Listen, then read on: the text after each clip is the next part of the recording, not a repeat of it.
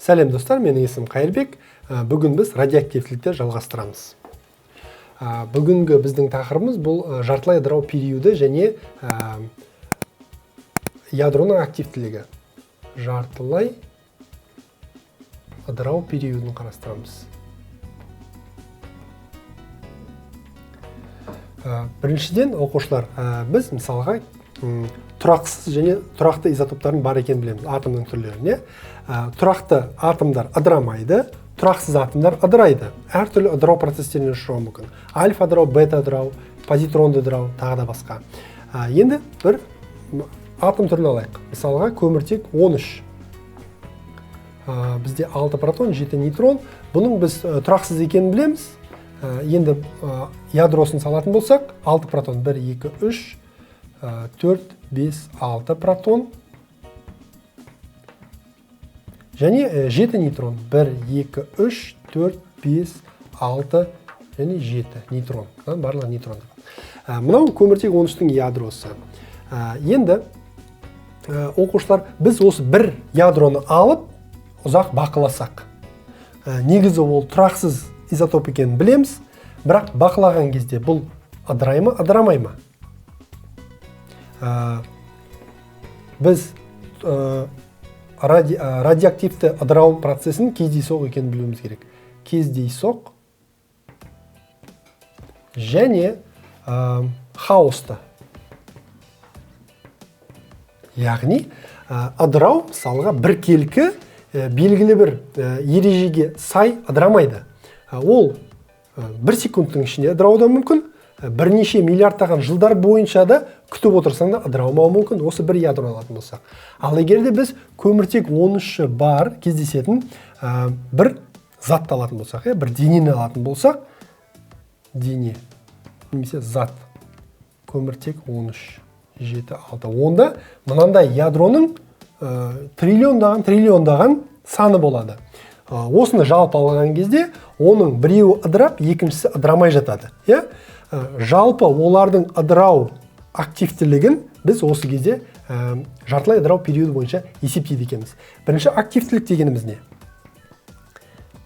Ядроның активтілігі. Активтілік. Активтілік бұл бір секундта қанша ыдырау жасайтын көрсететін шама. Ол шаманы біз беккерел деген өлшембірлікпен өлшейміз. Бір беккерел бір секундта бір ыдырау тең бір беккерел. Яғни біз активті екенін, немесе активті емес екенін қарай аламыз осы ыдырау процесін. Егер де бір секундта мысалға 600 ыдырау бір секундта болса, бұл 600 беккерелге тең. Бұл яғни ыдырау процесі тез дегенді білдіруі мүмкін. Ал егер де бір секундта 2 ғана ыдырау болса, 2 ыдырау бір секундта болса, ол активтілігі төмен дегенді білдіреді. Енді жартылай ыдырау периодының анықтамасын келтірейік. Жартылай ыдырау периоды бұл үлгідегі ядролардың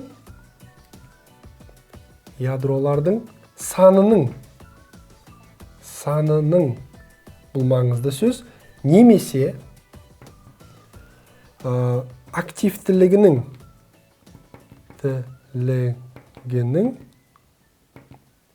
екі есеге азаюына кеткен уақыт.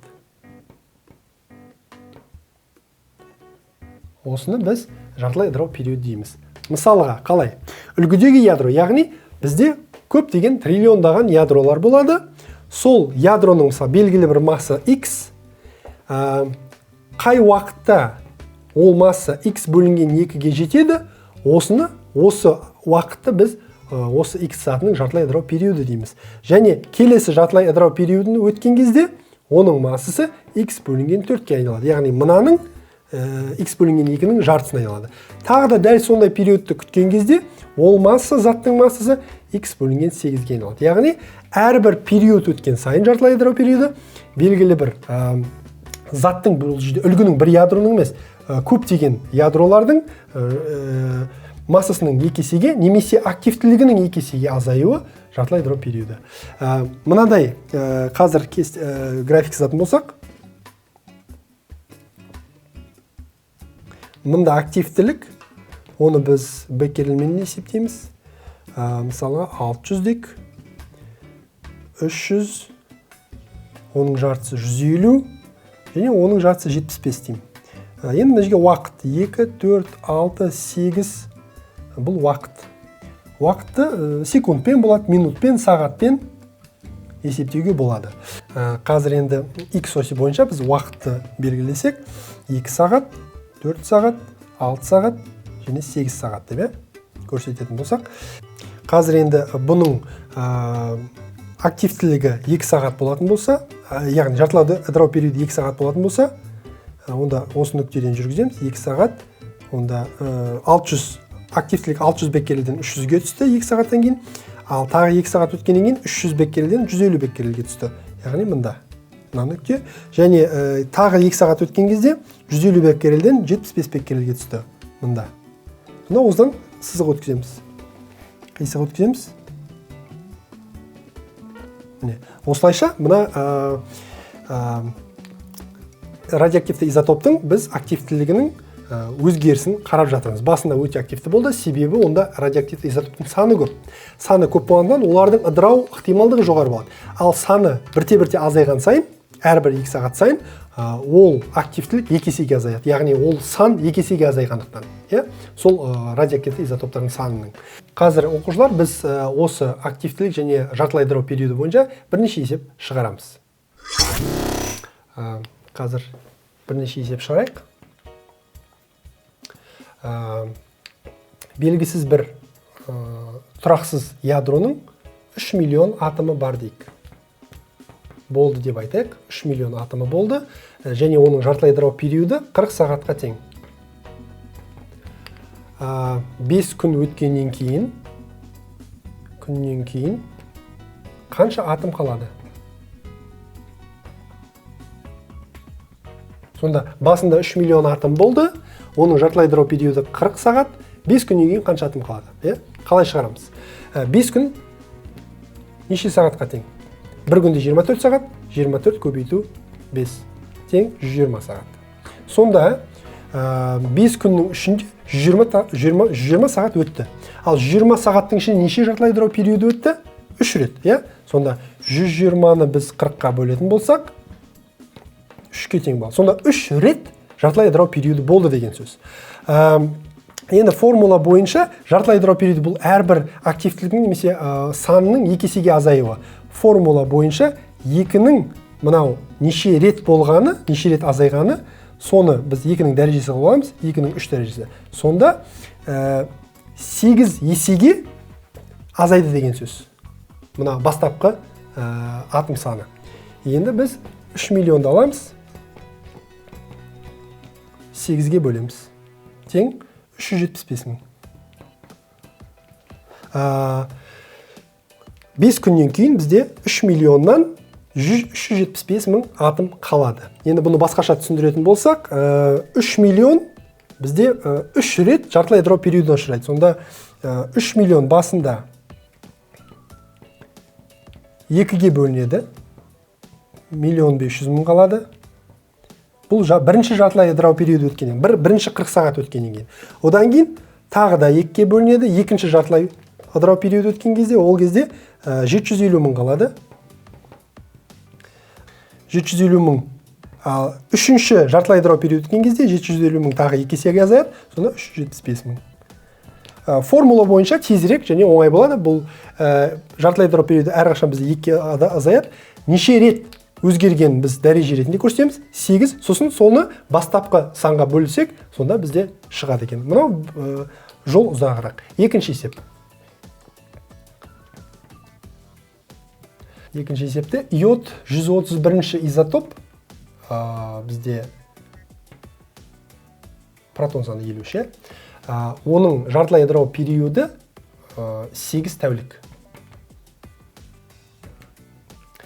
Сұрақ, 80 тәулік өткен кезде кейін жалпы 10-ның 9 дәрежесі, яғни 1 миллиард иодтың атомынан қанша атом қалады? Қанша атом қалады? 80 тәуліктен кейін, жартылай ыдырау периоды 8 тәулік. Енді біз не қыламыз? Жалпы өткен периодты жартылай ыдырау периодына бөлеміз, 80 бөлу 8 тең болады 10. Яғни мына сан 1 миллиард, ол 10 рет 2-ге бөлінді. Яғни 2-ның 10 дәрежесі. Бұл бізде 1024-ке тең.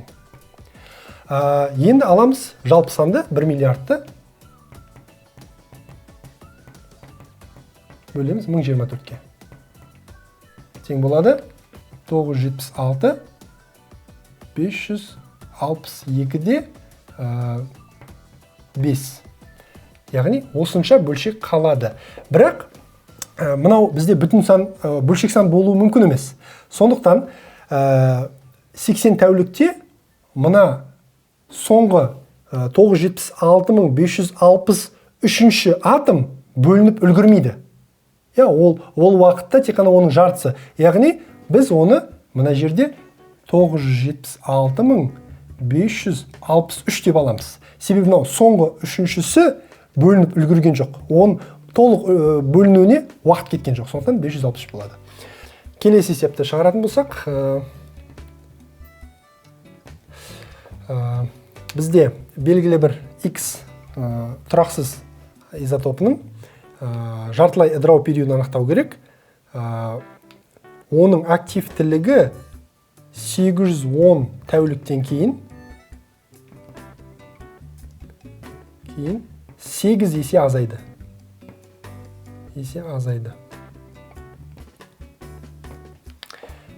Яғни бұл жерде не істейміз? 8 есе дегеніміз, ол 2-ның неше дәрежесі? X3. Сонда жартылай ыдырау периоды неше рет болды? 3 рет болды. Сонда біз 810 тәулікті бір санға бөлген кезде 3 болу үшін бұл сан 270 болады. Яғни әрбір 270 тәулік өткен кезде бастапқының активтілігі, бастапқы заттың активтілігі 2 есеге азайып отырады. Басында 273 өтеді, одан кейін тағы 273, үшінші рет 273 өткен кезде ол 8 есеге активтілігі азаяды екен. Сонымен оқушылар, біз бүгін радиоактивтілік бойынша жартылай ыдырау периодын анықтауды және есептер шығаруды үйрендік. Осымен сабағымыз аяқталды. Сұрақтарыңыз болса, видеоның астына жазыңыздар. Мен міндетті түрде жауап беремін. Сау болыңыздар.